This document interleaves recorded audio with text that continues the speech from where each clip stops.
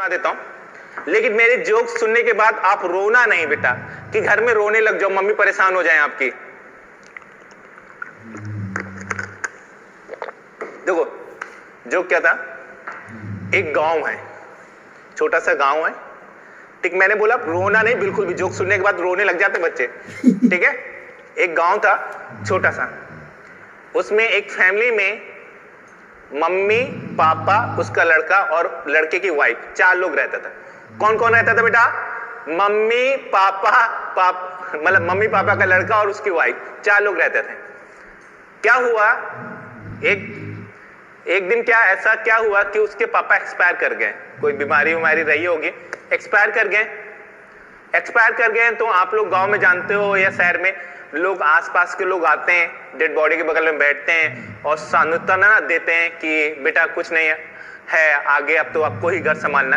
तो वो भी डेड बॉडी ऐसे सामने रखी हुई थी, उसके सामने उनका बेटा बैठा था। लोग आस पड़ोस के, आसपास के गांव के लोग आके उनसे मिल रहे थे, मिल के उसको बोल रहे थे कि बेटा कोई नहीं, अब तो आपको रहना ही है, संभल के रहो, आप घर के मेन हो गए हो, पूरा संभल के चलाना। तो जब देखा क्या, वो डेड बॉडी के सामने वो लड़का बैठा हुआ, उसकी आंख से आंसू नहीं आ रहे हैं,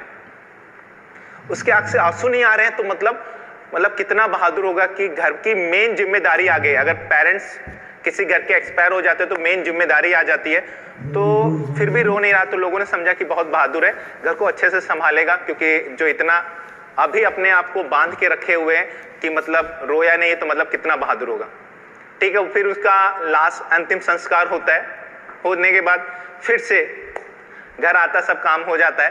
फिर 1 साल बाद उसकी माँ एक्सपायर कर जाती है। अब रोना आ रहा है ना? हाँ, लेकिन अब रोने का नहीं, ध्यान से सुनने का। उसकी माँ एक्सपायर कर जाती है। जब माँ एक्सपायर कर जाती है तो फिर से आसपास को खबर दी जाती है, लोग आते बोलते क्या है कि 1 साल नहीं हुआ, दूसरे साल उसकी माँ एक्सपायर कर गई। मतलब एक घर में 2 ट्रेजेडी इतनी बड़ी हो जाना मतलब बहुत दुख की बात थी। फिर भी देखा कि इस बार क्या हुआ, उसके आंख में यहाँ तक आंसू आए, अब भी रो नहीं रहा है, मतलब आंसू आ रहे हैं लेकिन रो नहीं रहा है बिल्कुल।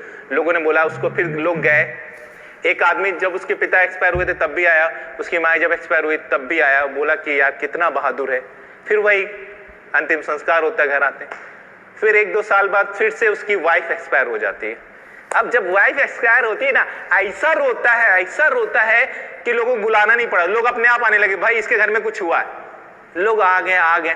इस बार इतना रो रहा था, वो डेड बॉडी सामने पड़ी, गिर के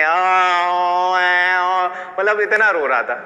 रोते हुए एक आदमी जो मतलब उसके पापा के एक्सपायर हुए थे, डेथ हुई थी तब, उसकी माँ की डेथ हुई थी तब जो आया था, इस बार जब वाइफ की डेथ हुई तो वो उसके पास में गया और उसके कान में बोला, भाई साहब जब आपके पिताजी एक्सपायर हुए तब आप नहीं रोए, जब माँ एक्सपायर हुए तब नहीं रोए, वाइफ एक्सपायर हुई तो इतना क्यों रो रहे हो आप, ऐसा क्या था?